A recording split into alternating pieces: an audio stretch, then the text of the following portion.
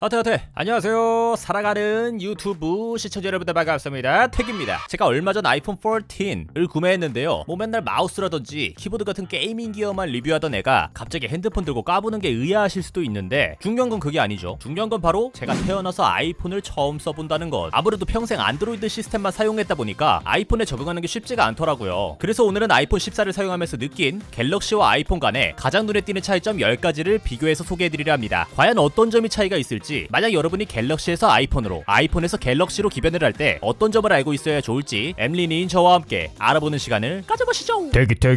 첫 번째는 잠금 해제 방식입니다. 스마트폰은 기본적으로 패턴이나 핀, 암호 등을 이용해서 휴대폰 잠금을 할 수 있는데요. 추가로 생체 인식을 통해서도 잠금을 할 수 있죠. 그 방법으로 주로 아이폰은 페이스 아이디, 안드로이드는 지문 인식을 통해서 잠금을 설정하는데, 아무래도 페이스 아이디는 마스크를 썼을 때 인식이 잘 안 되고 지문 인식은 장갑을 꼈을 때 인식이 잘 안 되니 어느 것이 더 편하고 안전한 방법이라고 말할 수는 없겠어요. 사용 환경에 따라 다른 거니까. 저 같은 경우엔 겨울에도 장갑을 잘 안 껴서 그런지 지문 인식이 좀 더 편하긴 했던 것 같네요. 그리고 마스크를 쓰면 페이스 아이디가 한 번에 안 될 때가 많은데, 밖에서 페이스 아이디 잘 안 되면 마스크 내려야 돼서 마개꾼인 거 들켜버려요. 부끄렁. 이거는 설정해도 왜 잘 안 되나 몰라. 그리고 안드로이드는 노크온을 지원해서 사용하다가 화면을 두 번 탭하면 잠금이 되지만, 아이폰은 탭해서 깨울 수는 있으나 다시 재울 수는 없더라고요. 설정을 통해서 뒷면을 탭했을 때 재우도록 설정할 수는 있는데, 이게 사용해보시면 아시겠지만 핸드폰을 휘리리르르르르 사용하다가 검지를 뽑아들어 뒷면을 두 번 탭하는 게 생각보다 쉽지 않아요. 노크온이 편하긴 하구나. 두 번째는 무브 모드를 설정하는 방법입니다. 아이폰은 무브 모드를 설정하는 버튼이 측면에 따로 있어서 버튼을 딸깍딸깍 무음과 벨소리 두 가지로 전환할 수 있고요. 안드로이드는 상단바를 내려 터치로 눌러서 무음, 진동 소리 이렇게 세 가지로 설정할 수 있죠. 세 번째는 뒤로 가기입니다. 안드로이드는 하단에 내비게이션 바가 있어서 버튼 하나로도 뒤로 가기가 되지만, 아이폰은 왼쪽 끝에서 오른쪽으로 넘기듯이 슬라이드를 해야 뒤로 가기가 되죠. 갤럭시에서 아이폰으로 기변하시는 분들은 이 부분이 가장 적응이 힘드실 거라 생각이 드는데요. 오른손으로 한 손 조작할 때는 왼쪽 끝에 손가락을 가져다 대는 게 힘들어서 아이폰은 뒤로 가기가 쉽지가 않더라고요. 손이 작으신 분들은 더 힘들 것 같네요. 개인적으로 뒤로 가기는 안드로이드가 훨씬 편했던 것 같습니다. 네 번째는 어플 관리입니다. 아이폰은 홈화면 맨 오른쪽에 앱 서랍이 있고요. 안드로이드는 홈화면 기준 아래에서 위로 슬라이드를 하면 앱 서랍이 열리는데요. 안드로이드 같은 경우엔 어플의 위치를 제 맘대로, 제 원하는 대로 위치를 설정할 수 있으나, 아이폰은 지 맘대로 시스템 지 입맛대로 분류를 해서 그룹별로 위치가 지정이 되더라고요. 홈에 놓고 싶지 않은 어플이라도 제가 필요할 때 바로 켤 수 있도록 앱 서랍에서의 위치를 지정하고 싶은데 그게 안 되네요. 까비. 그리고 어플을 백그라운드에서 완전히 종료하는 방법도 다릅니다. 아이폰은 왼쪽 아래에서 뽑아가지고 확인하고 와다다다다다다 하나씩 위로 올려서 종료해야 하는데, 안드로이드는 내비게이션 바에서 버튼 하나로 확인해서 버튼 하나로 모두 종료할 수 있네요. 이런 점은 확실히 안드로이드가 편하긴 하네요. 물론 아이폰에서만 되는 편리한 기능도 있습니다. 양쪽 아래에서 가운데로 슬라이드를 하면서 실행했던 어플들을 옮겨 다닐 수 있는 기능이 있는데, 인터넷을 보다가 메신저를 확인하고 다시 인터넷으로 돌아간다거나 할 때 이게 의외로 편리하고 좋더라고요. 다섯 번째, 아이폰은 스크롤 내리다가 상단 가운데를 누르면 맨 위로 차르륵 올라가는데 갤럭시는 안 되죠. 여섯 번째는 키보드 배열입니다. 아이폰은 맨 윗열이 초성으로 시작하는 반면 갤럭시는 맨 윗열이 1부터 0까지의 숫자로 되어 있어요. 만약 친구랑 카톡하다가 크크크크크크케 라고 온다면 그 친구는 아이폰을 사용하고 있을 확률이 99% 이상. 그리고 느낌표, 물음표 등 특수기호의 위치도 달라서 이 부분도 적응이 필요하실 거예요. 일곱 번째는 전화번호부 초성 검색입니다. 갤럭시는 기본적으로 연락처를 찾을 때 초성 검색을 지원하는 반면, 아이폰은 초성 검색이 안 되더라고요. 물론 아이폰도 필드 추가라는 방법을 이용해서 검색할 초성을 설정하는 방법이 있긴 한데, 이 수많은 연락처들을 일일이 하나씩 또 설정한다.